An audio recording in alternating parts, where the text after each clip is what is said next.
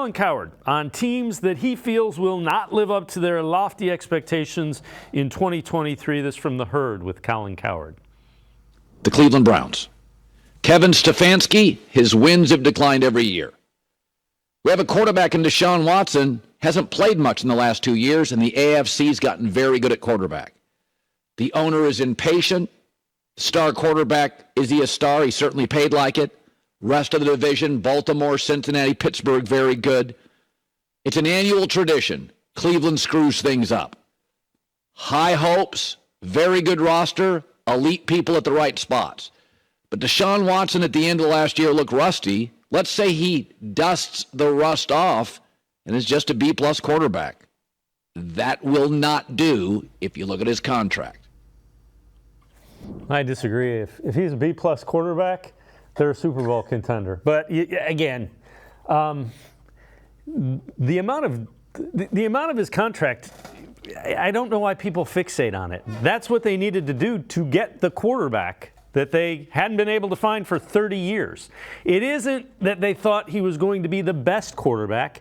It was they needed that quarterback, and he's 28 this year. Yeah, I mean, from a contract perspective, people who are Browns and Cavs fans, remember J.R. Smith and Tristan Thompson. They weren't worth their contracts. The Cavs needed to spend that money to keep them, yada, yada, yada. The reality of contracts and even draft position, right? So we're talking about Cade York or Anthony Schwartz. Those things should never be held against the player.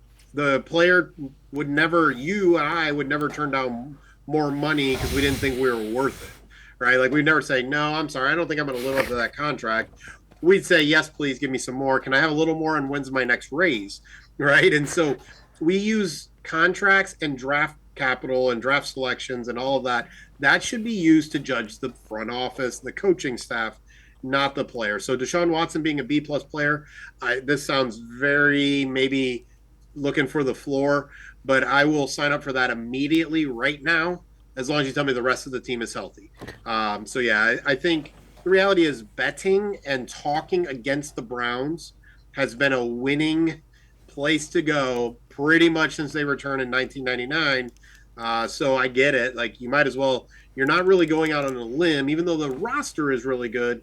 History tells us the Browns just haven't done it, even when the roster has looked pretty good.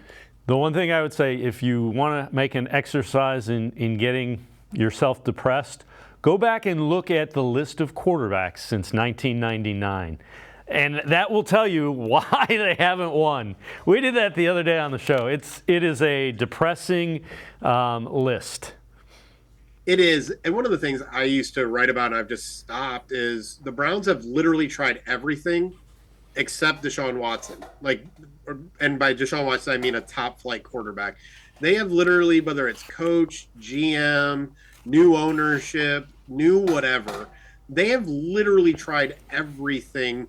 Young, Jeff Garcia, the older quarterback, with the team, we want to run first, pass first, defense first, sign free agents, build through the draft. They have tried everything. This is the first time they've literally had a quarterback that pretty much everyone would have said was a top 5 to 10 quarterback in the NFL, was a high draft pick, and proven in the NFL. This is the first time they've tried that.